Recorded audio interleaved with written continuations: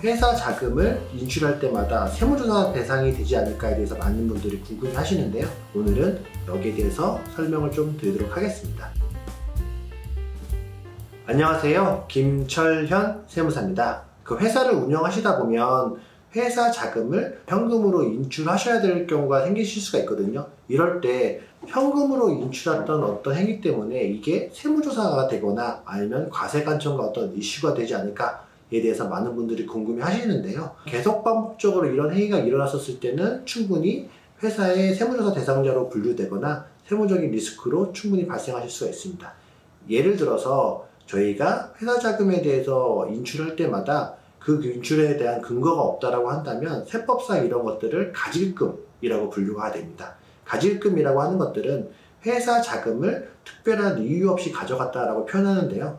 출처, 즉 지출 내역에 대한 정확한 소명이 되지 않는다라고 한다면 일반적으로는 대표자가 가져간 걸로 판단할 수밖에 없습니다. 그래서 회사 자금이 이렇게 무분별하게 인출됐는데 그 원인이 정확하게 소명되지 않다라고 한다면 이 돈은 전부가 다 대표자가 가져갔구나 라고 판단할 수가 있기 때문에 특정인이 가져간 가질금으로 분류돼서 거기에 대한 인정이자가 계산되는 것 뿐만 아니라 그 돈 자체를 급여나 상여로 과세관청을 볼 수가 있기 때문에 그 부분들을 꼭 한번 유의를 하셔야 됩니다. 두 번째로는 회사 자금을 인출하셨을 때는 FIU라고 하는 별도의 기준점을 좀 한번 생각해 보셔야 됩니다.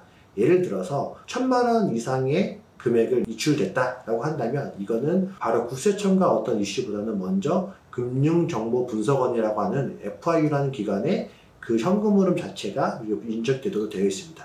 그래서 1,000만 원 이상의 인출 내역이 계속적으로 반복된다라고 한다면 FIU라는 기관에서 그 데이터가 쌓일 거고요. 그 쌓였던 데이터가 국세청 같은 과세관청에도 충분히 다 전달될 수가 있습니다. 그게 계속 반복됐다라고 한다면 역시나 세무조사의 대상이 되거나 어떤 과세관청에 소명해야 되는 리스크가 발생하실 수도 있습니다.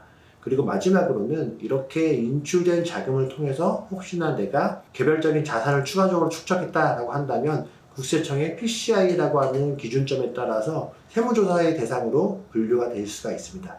PCI 조사라고 한다면 간단하게 신고드렸던 소득과 지출 내역 대비해서 취득한 자산이 더 많다라고 한다면 충분히 과세관청에서 그 데이터를 모아가지고 이 사람이 신고되지 않았던 수입 금액이 있거나 아니면 또 다른 자금 출처원이 있다라고 해서 세무조사 대상으로 분류가 될 수가 있습니다. 예를 들면은 급여를 5천만 원 정도밖에 신고 안 하는 근로자가 어느 날 갑자기 강남의 아파트 20억짜리 샀다라고 한다면 당연히 그 소득자금에 대한 출처가 명확하지 않은 거잖아요. 과세관청은 이렇게 소득 내역과 지출 내역 그리고 제 부동산 같은 취득 내역들을 모두가 다 전산상으로 분류하거나 분석할 수가 있기 때문에 현금을 인출하셨을 때는 세 가지 기준점에 따라서 세무조사에 대한 리스크를 꼭 피해 가시길 바라겠습니다.